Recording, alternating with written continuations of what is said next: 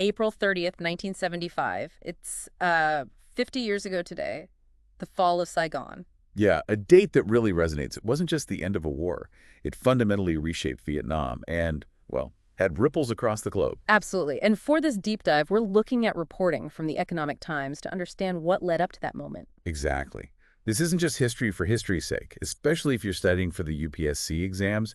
Understanding this conflict gives you, I think, crucial context for international relations, ideology, intervention, all of it. So the fall itself, that dramatic end, where does the story really begin? It wasn't sudden, was it? Oh, not at all. You have to go way back. Back to French colonial rule, really, and then the disruption of World War II. When Japan occupied the area. Precisely.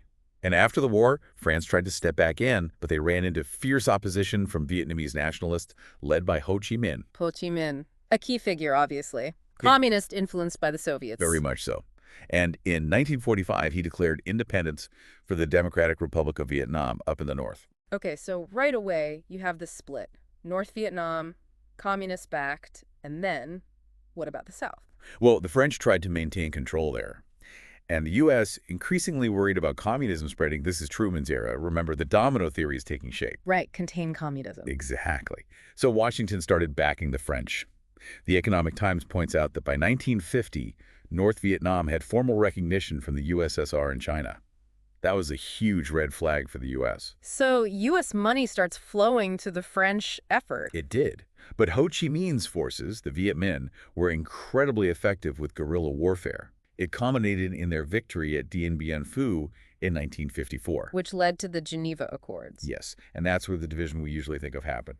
Vietnam was split provisionally at the 17th parallel, Communist North and a U.S.-backed South, eventually led by Ngo Dinh Diem. Provisionally, I thought that was the final split. Well, the Accords called for reunification elections within 2 years. Yeah. But they never happened. Diem, backed by the U.S., refused, fearing Ho Chi Minh would win. Ah, okay. So the temporary division becomes permanent, setting the stage for more conflict. And the North didn't just accept this. Not at all. Around 1959, they started building the Ho Chi Minh Trail. Right, the famous trail, through Laos and Cambodia. Exactly. A massive logistical network. It allowed them to send troops, weapons, supplies, everything needed to support insurgents fighting Diem's government in the South. These insurgents, this is the National Liberation Front, or NLF. That's right. Though the U.S. and the South Vietnamese government usually call them the Viet Cong. Viet Cong, okay. Yeah. So you have the North actively supporting the NLF insurgency in the South, while the U.S. props up the Southern government, proxy war heating up.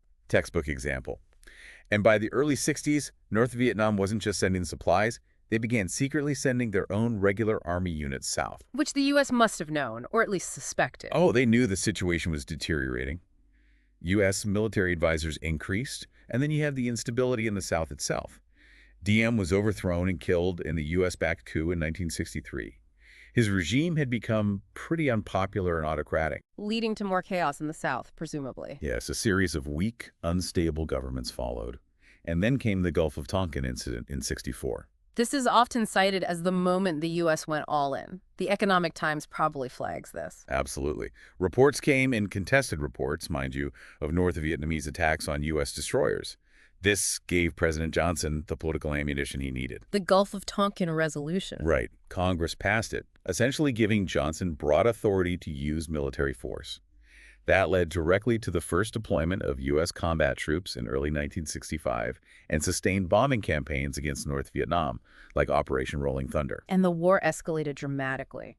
For years. For another decade, yes. Yeah. With immense costs on all sides. Then we get to 1968 and the Tet Offensive. The source highlights this as pivotal.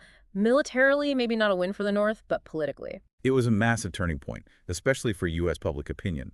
The sheer scale of the coordinated attacks across South Vietnam, even hitting the U.S. Embassy compound in Saigon. It shattered the narrative that the U.S. was winning and the enemy was close to collapse. Even if the Viet Cong suffered heavy losses. They did. But the psychological impact in the U.S. was huge. Support for the war plummeted. It really forced a reckoning and a change in strategy. You know, for UPSC aspirants, understanding Tet isn't just about battles. It's about the link between the battlefield and public perception, media influence. And how that shapes policy. Okay, so after Tet, Nixon comes in, promising an end to the war, but it drags on. The Paris peace negotiations start. Right, but they were complex. Nixon pursued Vietnamization, building up the South Vietnamese army to fight on its own while gradually withdrawing U.S. troops.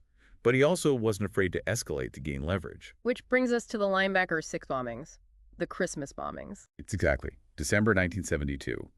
Peace talks had stalled, partly because the South Vietnamese president objected to the terms. Nixon ordered this massive, intense bombing campaign against Hanoi and Haiphong. The goal being to force North Vietnam back to the table on terms acceptable to the U.S. and South Vietnam. That was the aim. The Economic Times likely noted the heavy damage inflicted, but also the significant losses of U.S. B-52 bombers.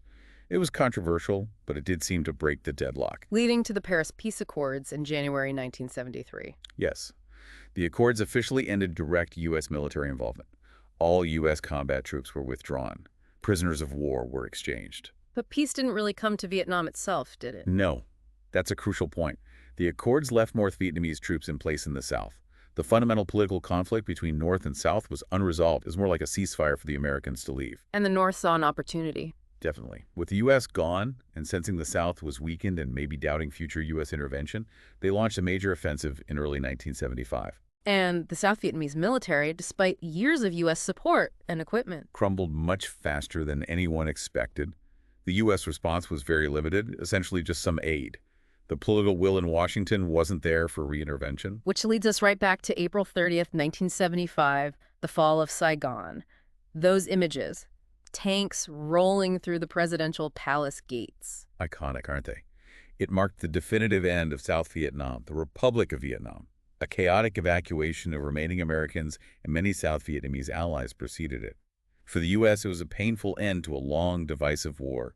For Vietnam, it meant reunification under communist rule. A reunification that wasn't necessarily easy, I imagine, integrating two societies. No, it brought its own huge challenges, rebuilding the country, integrating different economic and political systems, dealing with reconciliation. It was a long process. And now, 50 years on, the relationship between Vietnam and the U.S. is, well, it's completely transformed. A comprehensive strategic partnership, as the Economic Times would likely point out. It's quite remarkable, isn't it? From bitter enemies to strategic partners.